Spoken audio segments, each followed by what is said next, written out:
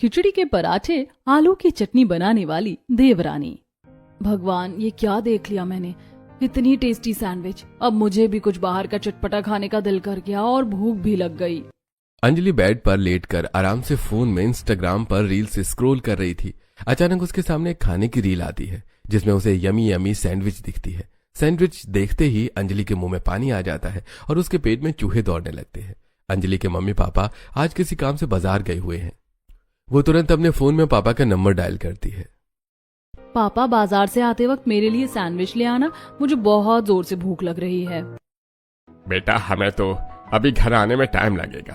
अभी तो तेरी मम्मी ने ग्रोसरी भी पूरी नहीं खरीदी है और फिर शॉपिंग करने की भी कह रही हैं। भगवान जाने आज शाम तक पूरा हो जाएगा क्या इनका काम।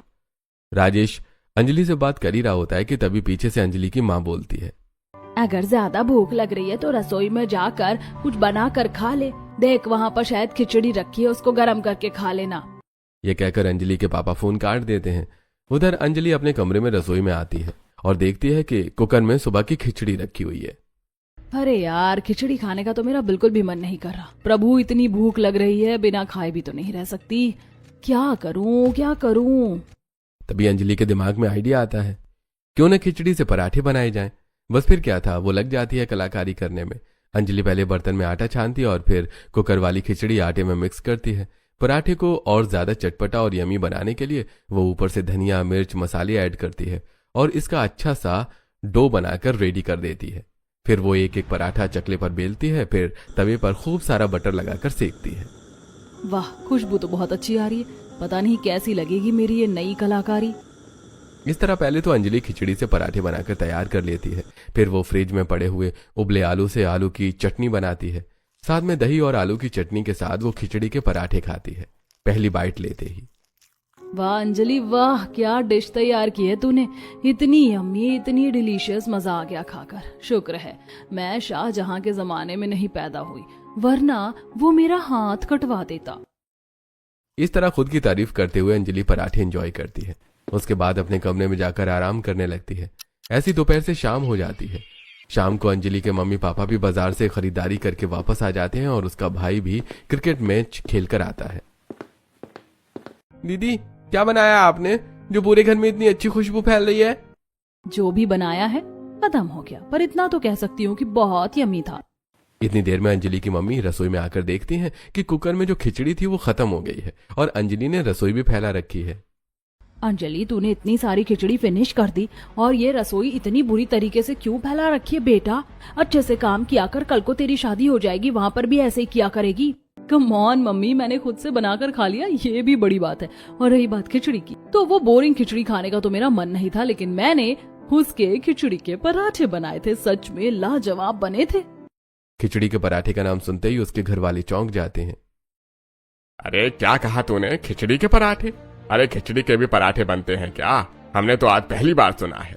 वो तो मुझे नहीं पता पापा, शायद आज ही मैंने खिचड़ी के पराठे का आविष्कार किया है। अंजलि की बात सुनकर सभी घर वाले हंसने लगते हैं। तभी कार्तिक कहता है, दीदी ऐसे कैसे मान लूं कि लाजवाब बने थे? जब आप मुझे बनाकर खिलाओगी तो मानूंगा। फिलहाल तो मेरा कुकिंग करने का कोई मूड नहीं है, अब कभी मन हुआ तो मैं तेरे लिए जरूर बनाऊंगी। इस तरह स्टाइल मारते हुए अंजलि अपने कमरे में चली जाती है। ऐसे कुछ दिन बीत जाते हैं। एक दिन अंजलि की माँ उससे कहती है, बेटा आजा रसोई में, देख आज मैं दुर्गा पूजन के लिए खाना बना रही हूँ। हलवा, पूरी, मिक्स वेज, चने की सब्जी, कढ़ी चावल, इतना सारा खाना बनेगा। तू मेरी हेल्प कर देना साथ में, मैं तुझे खाना बनाना भी सिखा दूंगी। मम्मी, आपको पता है ना मुझे कुकिंग करना बिल्कुल अच्छा नहीं लगता, और फिर मुझे आता तो है खिचड़ी के पराठे, आलू की चटनी, ये सब बनाना। क्या इतना काफी नहीं है? बेटा तो क्या तेरे ससुराल वालों को तू रोज यही सब खिलाएगी? रेखा के कहने पर अंजलि रसोई में तो आ जाती है, लेकिन उसे कुकिंग में कोई खास इंटरेस्ट नहीं है। उसकी माँ उसे सारी चीजें समझाती है, लेकिन उसका ध्यान ही नहीं होता। वो बस एक छोटी मोटी हेल्प कर देती है। इस तरह थोड़ी देर बाद खाना बनकर तैयार हो जाता है। सब लोग पूजा करके खाना खाते हैं। ऐसे कुछ दिन बीत जाते हैं। एक दिन अंजलि की आंख सुबह 8 बजे खुल जाती है। वो उठकर देखती है कि उसकी मम्मी अभी भी सोई हुई है। वो तुरंत कमरे में जाती है। मम्मी 8 बज गए हैं, आज आप अभी तक नहीं उठी। आपकी तबीयत तो ठीक है ना? नहीं बेटा, मुझे थोड़ा बुखार महसूस हो रहा है और आज तो कार्तिक के एग्जाम भी, उसका ब्रेकफास्ट बनाना है। तभी राजेश वहां आ जाते हैं। रेखा तुम आराम करो, कार्तिक स्कूल की कैंटीन से खाना खा लेगा। तभी अंजलि कहती है, मम्मी डोंट वरी, मैं कार्तिक के लिए कुछ बना देती हूँ। आखिर मुझे और पापा को भी तो ब्रेकफास्ट करना है, और फिर आप भी कुछ खाकर दवाई खा लेना। अंजलि सीधे रसोई में जाती है और वहां खड़े होकर सोचने लगती है। एक काम करती हूँ, कार्तिक के लिए उस दिन की तरह खिचड़ी के पराठे बना देती हूँ, साथ में दही और आलू की चटनी हो जाएगी। वैसे भी उसे मेरे हाथ की खिचड़ी के पराठे खाने थे। ये सोचकर अंजलि अपना काम शुरू कर देती है। वो पहले कुकर में खिचड़ी बना देती है, फिर उसे प्लेट में ठंडी होने के लिए रख देती है। दूसरी तरफ उसने कुछ आलू उबाल लिए हैं और अब वो परात में आटा निकाल कर उसमें खिचड़ी मिक्स करके सारे मसाले ऐड करके एक एक पराठा सेकना शुरू कर देती है। कार्तिक, ब्रेकफास्ट रेडी है, मैंने तेरा लंच बॉक्स पैक कर दिया है, और अगर तू खाना चाहता है तो खा ले। नहीं दीदी, मैं ऑलरेडी लेट हो रहा हूँ, आप एक्स्ट्रा पैक कर देना, मैं स्कूल में ही खा लूंगा। अंजलि कार्तिक को एक्स्ट्रा खिचड़ी के पराठे पैक करके दे देती है और साथ में अपनी मम्मी पापा को भी ब्रेकफास्ट कराती है। सब लोग उसके खिचड़ी के पराठों की खूब तारीफ करते हैं। ऐसी सुबह से शाम हो जाती है। जब कार्तिक स्कूल से लौटता है तो वो हॉल में बैठी अंजलि से कहता है, अरे मान गया दीदी, मैं आपको कह रहा था ना, जब तक खिलाओगी नहीं मानूंगा तभी। आपने बोरिंग सी खिचड़ी से कितना लाजवाब नाश्ता बनाया है। मेरे दोस्तों को तो आपके खिचड़ी के पराठे इतने अच्छे लगे कि मुझे खुद ही एक ही मिला। अब तो मान गया ना, तेरी बहन ने खिचड़ी के पराठे का जो आविष्कार किया है वो अब तुम सबकी मनपसंद डिश होने वाली है। अंजलि की बात सुनकर सब लोग हंसने लग जाते हैं। ऐसे कुछ दिन बीत जाते हैं। अंजलि का रिश्ता नितिन नाम के लड़के से पहले ही तय हो चुका है। नितिन के पापा राजेश को फोन करते हैं और शादी की डेट फिक्स करने के लिए कहते हैं। देखा, आज अंजलि के ससुराल वालों का फोन आया था, वो जल्द से जल्द शादी की डेट मांग रहे हैं। अरे मैं तो पहले ही कह रही थी आपसे, अगले हफ्ते ही बहुत अच्छा मुहूर्त है। मैंने पंडित जी से पूछा था, आप उनसे मिलकर डेट फिक्स करवा दो। राजेश नितिन के पापा से मिलते हैं और अगले हफ्ते अंजलि की शादी की डेट फिक्स हो जाती है। इधर नितिन के घर में सब लोग डिनर कर रहे हैं।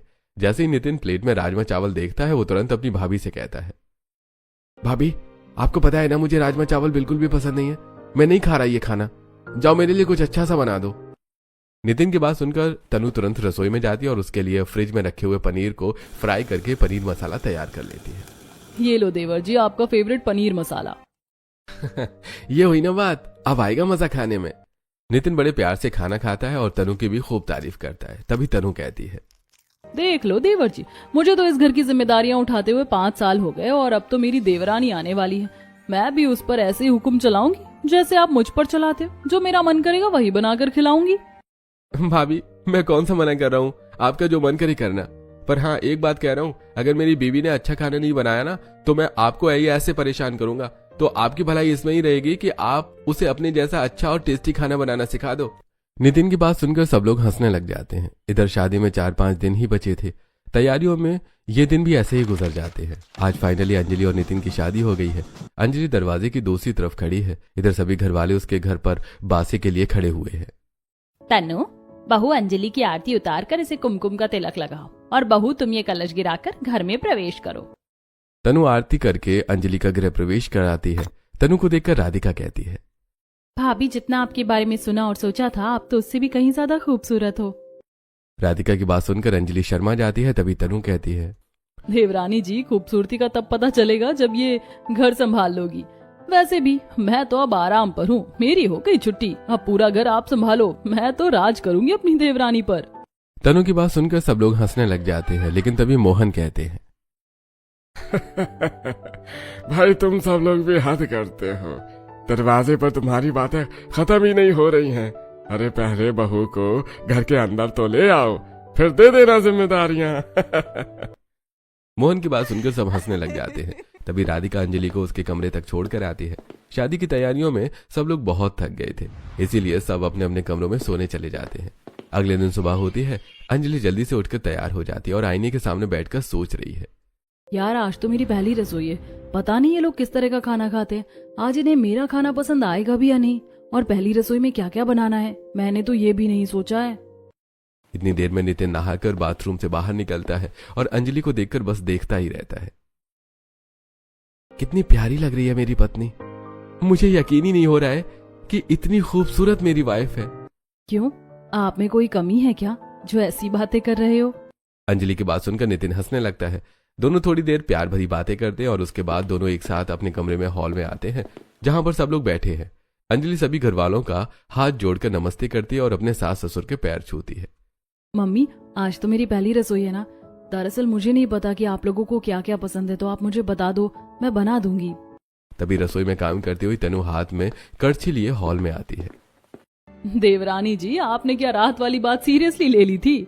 अरे आपको मैं इतनी बेकार लगती हूँ क्या, जो आते ही अपनी देवरानी के कंधों पर सारी जिम्मेदारियां डाल दूं? अभी तो आपकी नई नई शादी हुई है, आप एंजॉय कीजिए, सच संवर कर बैठिए। वैसे भी जब मैं इस घर में आई थी तो मेरी सास ने 1 महीने तक मुझे एक ग्लास भी नहीं उठाने दिया था। अब जैसे कि मैं प्रेग्नेंट हूँ तो मैं आपको 15 दिन तक तो कुछ काम करने नहीं देने वाली हूँ, और रही उसके बाद की बात तो मैं एक भी काम नहीं करूंगी। तनु की बात सुनकर सब लोग हंसने लग जाते हैं। तनु ने अंजलि के उठने से पहले सबके लिए चाय पानी बना दिया था। अंजलि रसोई में जाती है और तनु का हाथ बटाने लगती है। अपने पति और जेठ का टिफिन पैक करती है, साथ में बाकी घर वालों को नाश्ता सर्व करती है। इस तरह दोनों देवरानी जेठानी मिलकर काम कर लेती हैं, लेकिन तनु उसे ज्यादा काम नहीं करने देती है। दोनों देवरानी जेठानी अपने कमरे में चाय पीते हुए बातें कर रही थी कि तभी घर पर पड़ोसन पिंकी की एंट्री होती है। अरे ओ सुधा, कहाँ छुपा रखा है तुमने अपनी छोटी बहू को? सुना है तेरी बहू बड़ी सुंदर है। अब बहन तू घर आ गई है तो खुद ही देख ले, मैं क्या तारीफ करूं। पड़ोसन की आवाज सुनकर तनु और अंजलि भी हॉल में आ जाती हैं। अंजलि को देखकर पिंकी, अरे वाह, सच में तूने तो अपने बेटे के लिए चांद सी बहू ढूंढी है। अंजलि आकर पिंकी के पैर छूती है और हाथ जोड़कर नमस्ते भी करती है। इधर पिंकी और सुधा आपस में बैठकर बातें करने लगती हैं। इतनी देर में अंजलि उनके लिए चाय बिस्किट ले आती है। सब लोग बैठकर बातें करते हैं। थोड़ी देर बाद पड़ोसन चली जाती है। ऐसे कुछ दिन बीत जाते हैं। एक दिन तनु रसोई में काम कर रही होती है। अंजलि, तुम्हारे पति को मलाई चाप बहुत पसंद है और मिक्स वेज देवर जी की फेवरेट है। कभी कभी मटर पनीर मसाला और पुलाव भी खा लेते हैं। और बाकी सभी घर वालों को क्या क्या पसंद है वो भी बता दीजिए। घर वाले तो खा लेते बिना नखरे दिए, बस ये दोनों भाई हैं जो 1-2 सब्जी बिल्कुल नहीं खाते। और वो 1-2 सब्जी क्या है? जैसे कि तुम्हारे पति को राजमा बिल्कुल पसंद नहीं और मेरे पति को मसूर की दाल। मसूर की दाल तो मैं भी नहीं खाती, बहुत अजीब सा टेस्ट आता है मुझे उसमें से। घर पर मम्मी जब भी मसूर की दाल बनाती थी तो मेरे लिए अलग से आलू की चटनी या फिर दूसरी सब्जी बनाती थी। भाई हमारा भी यही हाल है, राजमा और मसूर की दाल देखकर दोनों भाइयों का मुंह बन जाता है, फिर हमें भी दूसरी सब्जी बनानी पड़ती है। अब तुम भी बिल्कुल उनके जैसी ही आ गई हो, फिर तो तुम्हारी और तुम्हारे जेठ जी की खूब जमेगी।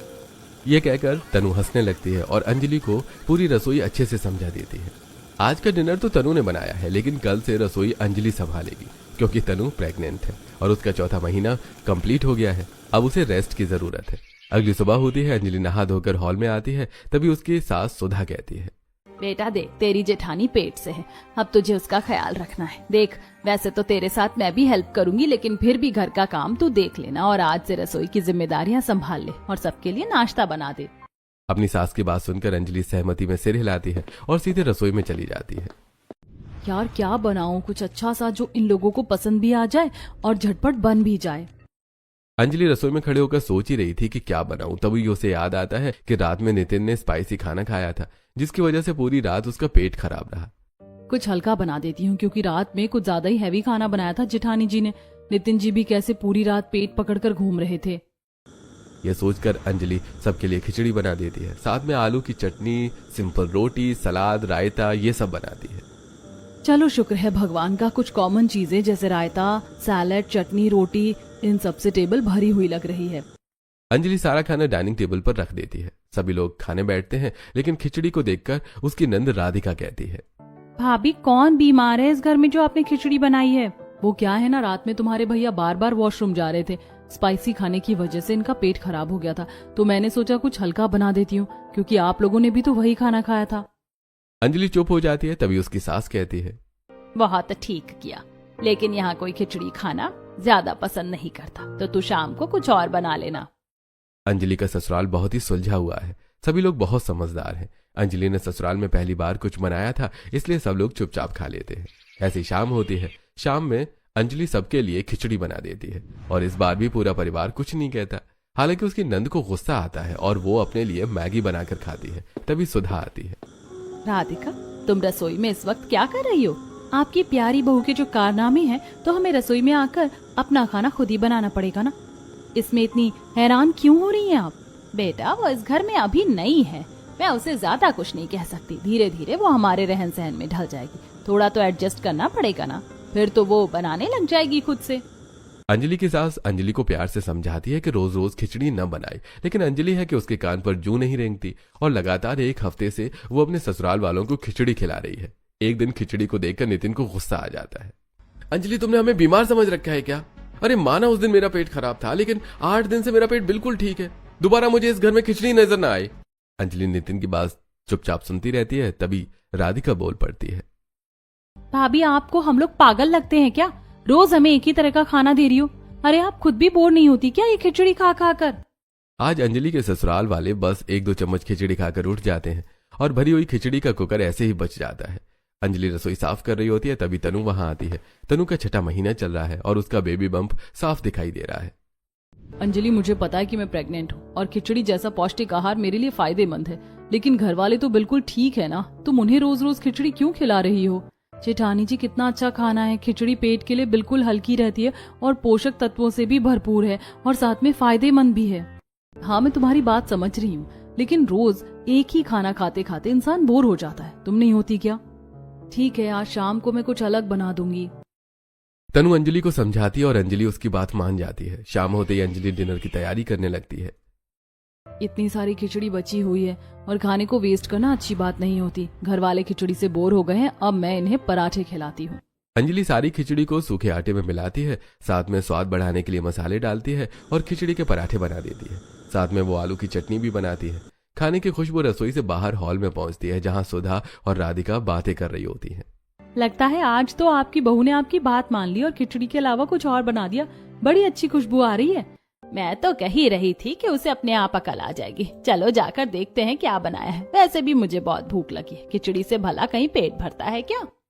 सुधा और राधिका हॉल से डाइनिंग रूम में आ जाती हैं। बाकी सभी घर वाले भी डिनर के लिए बैठ जाते हैं। अंजलि सबको गर्मा गर्म पराठे, आलू की चटनी, दही और सलाद सर्व करती है। भाई, खुशबू तो बहुत अच्छी आ रही है। आखिर किस चीज के पराठे बनाए हैं अंजलि तुमने? भैया, आप बस टेस्ट करके बताइए कैसे बने हैं। सभी घर वाले पराठे खाते हैं और तारीफ करने लगते हैं। अरे बहू, तुमने तो कमाल कर दिया। जब तुम्हें इतना अच्छा खाना बनाना आता है तो फिर हमें वो बीमारों वाली खिचड़ी क्यों खिला रही थी? मोहन की बात सुनकर सब लोग हंसने लगते हैं। भाभी, सच में लाजवाब पराठे बनाए हैं आपने, और ये आलू की चटनी, इसके साथ तो पराठों का मजा ही आ गया। अपनी तारीफ सुनकर अंजलि बहुत खुश हो जाती है और मन ही मन सोचती है, जिस खिचड़ी को आप लोग नहीं खा रहे थे उसी खिचड़ी को मैंने आप सबको खिला दिया।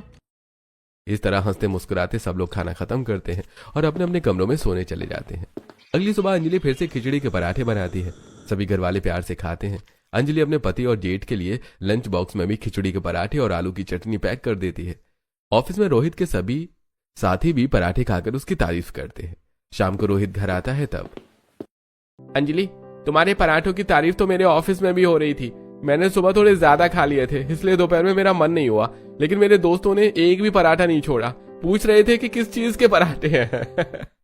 ये कहकर रोहित अपने कमरे में चला जाता है और अंजलि खुश हो जाती है। ऐसे कुछ दिन बीत जाते हैं और अब अंजलि तीनों समय खिचड़ी के पराठे बनाने लगती है, जिससे सब लोग बोर हो जाते हैं। आज डिनर के समय राधिका नाराज हो जाती है।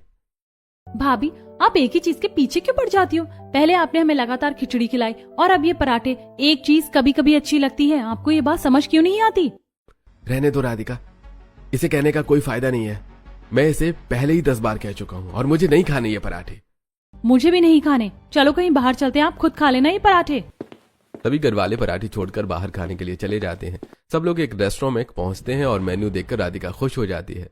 मैं तो मलाई चाप खाऊंगी और साथ में गार्लिक नान। मेरे लिए मटर पनीर मसाला, और हाँ, पराठे को दूर ही रखना। जब से तनु रेस्ट पर है, घर का खाना तो हराम हो गया है। मम्मी, पता नहीं आप लोग कैसी बहू देख कर लाए हो, जिसे 1-2 चीज के अलावा कुछ बनाना ही नहीं आता या फिर बनाना ही नहीं चाहती। क्या बताऊं बेटा, मैं तो उसे बहुत समझाती हूँ लेकिन उसे समझ ही नहीं आता।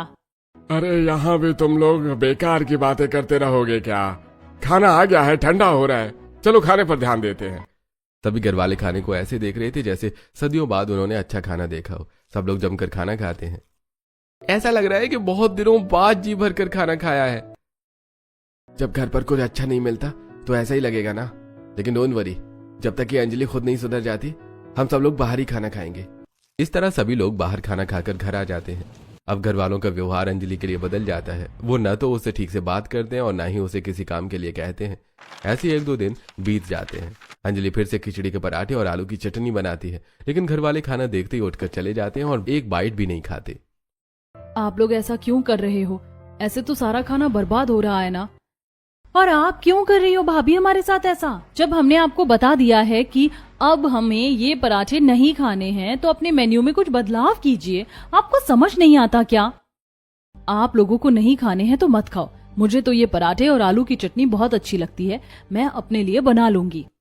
अंजलि को इस बात का जरा भी अंदाजा नहीं है कि घरवाले उसका बनाया खाना नहीं खा रहे और खाना बर्बाद हो रहा है। सभी घरवाले रोज बाहर जाकर रेस्टोरेंट से खाना खाते हैं।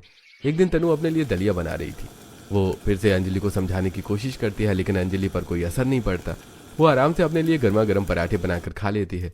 ऐसे कुछ दिन बीत जाते हैं। एक दिन सुधा कमरे में परेशान बैठी होती है, तभी तनु वहां आती है। मम्मी जी क्या हुआ आपको? आप बहुत परेशान लग रही हो। आपकी तबीयत तो ठीक है ना?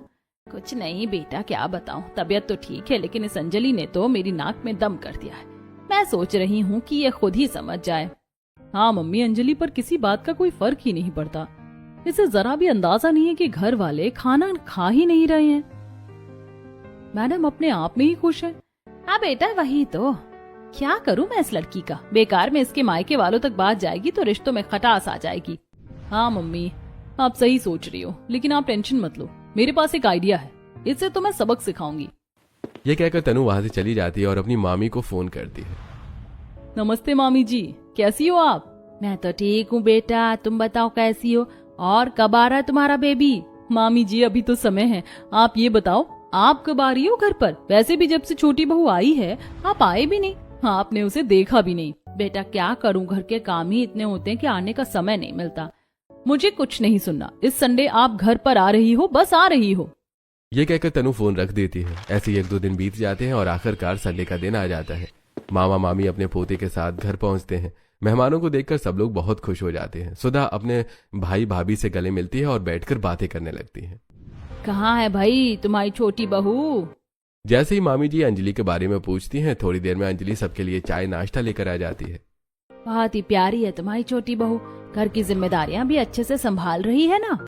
इतना सुनते ही तनु बोल पड़ती है।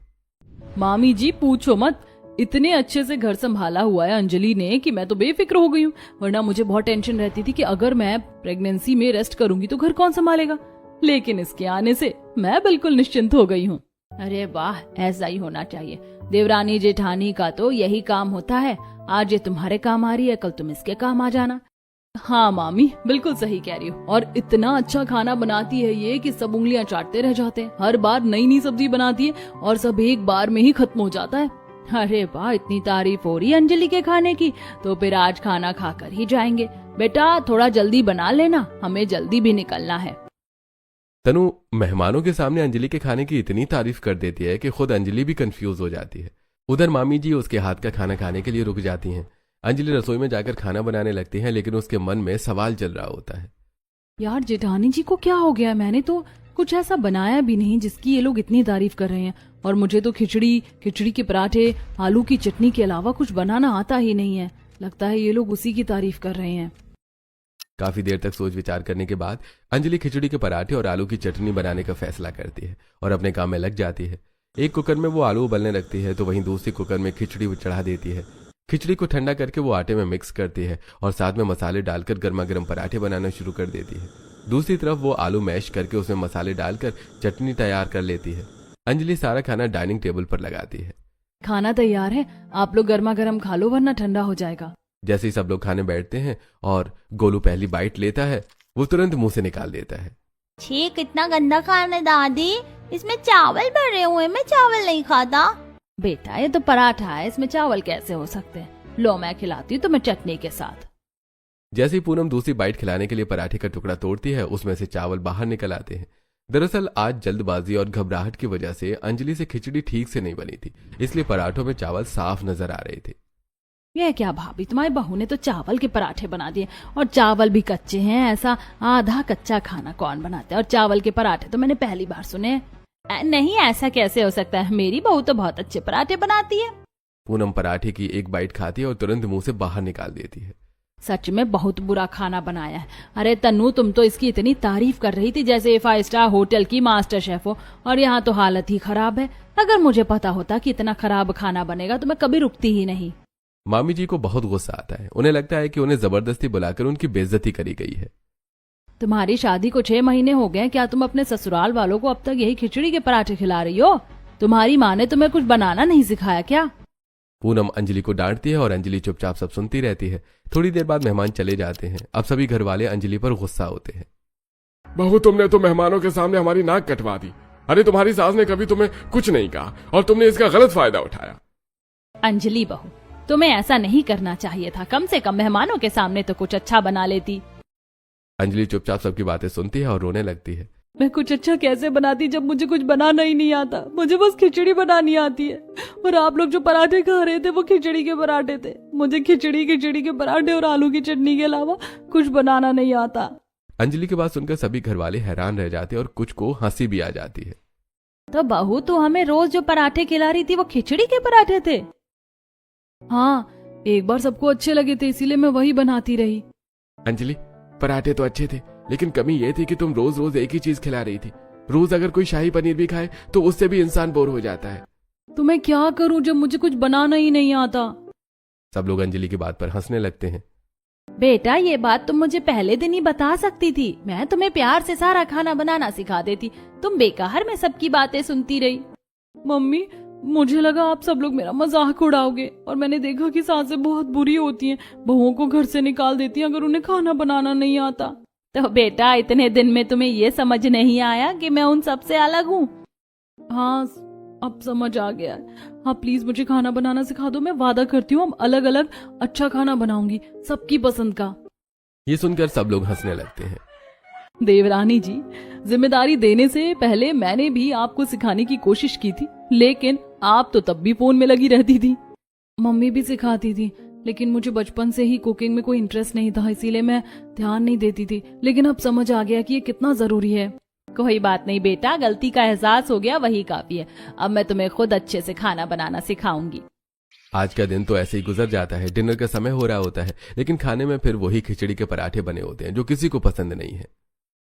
भाई, दोनों सास बहू अपनी कुकिंग क्लासेस कल से शुरू कर लेना। फिलहाल तो मुझे बहुत जोर से भूख लगी है यार। चलो बाहर खाना खाकर आते हैं। मैं भी चलूंगी। आप लोग मेरे बिना ही बाहर खाना खाकर आ जाते हो हर बार। क्योंकि मेरी प्यारी भाभी, आप हमें घर पर खिचड़ी के पराठे ही खिलाती हो और हमारे मना करने पर भी बार बार यही पकवान बनाती हो, तो हमें लगा कि आपको ज्यादा पसंद होंगे, इसीलिए आपके बिना ही बाहर जाकर खाना खा रहे थे, लेकिन शौक में नहीं, मजबूरी में। अब नितिन गाड़ी निकालता है और सब लोग बाहर खाना खाने के लिए चले जाते हैं। सभी अपनी अपनी पसंद का खाना ऑर्डर करते हैं और खाना खाकर घर वापस आ जाते हैं। रात काफी हो चुकी होती है। सब अपने अपने कमरे में जाकर सो जाते हैं। अगली सुबह सुधा अंजलि को खाना बनाना सिखाना शुरू करती है। 4-5 दिनों में अंजलि काफी कुछ सीख जाती है। आज पहली बार अंजलि अकेले रसोई में खाना बना रही थी और बाहर सभी घर वाले इंतजार कर रहे होते हैं। और कितना इंतजार करना पड़ेगा यार, कितना टाइम लग रहा है आज खाना बनाने में। वैसे खुशबू तो अच्छी आ रही है। सही कहते हैं बड़े बड़े लोग, इंतजार का फल मीठा होता है। देखते हैं आज क्या बना है। रोहित की बात सुनकर सब लोग हंसने लग जाते हैं। तभी राधिका कहती है, हाँ भैया, सही कह रहे हो आप। मुझे भी बहुत भूख लग रही है। अब और सब्र नहीं हो रहा। मेरे पेट में तो चूहे दौड़ रहे हैं। खुशबू तो बहुत अच्छी आ रही है। कहीं खिचड़ी के पराठे का नया वर्जन तो नहीं बना दिया? ये सुनकर सभी हंसने लगते हैं। थोड़ी देर में अंजलि एक एक करके सारा खाना डाइनिंग टेबल पर लगा देती है। आज उसने मीठे में खीर और सूजी का हलवा बनाया है। अपने पति की पसंद की मलाई चाप, अपनी सास की पसंद के दम आलू, अपनी नंद की पसंद का व्हाइट सॉस पास्ता और बाकी सभी की पसंद के कई व्यंजन बनाए हैं। इतना सारा खाना देखकर तनु खुश हो जाती है। वाह अंजलि, तूने तो मुझे भी पीछे छोड़ दिया। क्या लाजवाब खाना बनाया। मम्मी जी, 4-5 दिन में ही आपने तो इसे परफेक्ट बना दिया। वैसे अंजलि, तुम्हें पता है, मैंने अपनी पहली रसोई में बहुत सारी चीजें बनाई थी, लेकिन आज तूने तो कमाल कर दिया। सब लोग अंजलि के हाथ का बना खाना खाते हैं और सच में आज अंजलि ने बहुत स्वादिष्ट खाना बनाया होता है। सबको खाना बहुत पसंद आता है। खाने के बाद मोहन अपनी जेब से 11,000 रुपए निकालते हैं। बहू, पहली रसोई में तो तुमने हमें खिचड़ी खिलाई थी और उसके बाद तो हम तुम्हें शगुन देना ही भूल गए थे। तो ये लो, ये तुम्हारी पहली रसोई का शगुन। मोहन की बात सुनकर सब लोग हंसने लगते हैं। इस तरह पूरा परिवार एक साथ बैठकर खाना खाता है और सभी बहुत खुश होते हैं।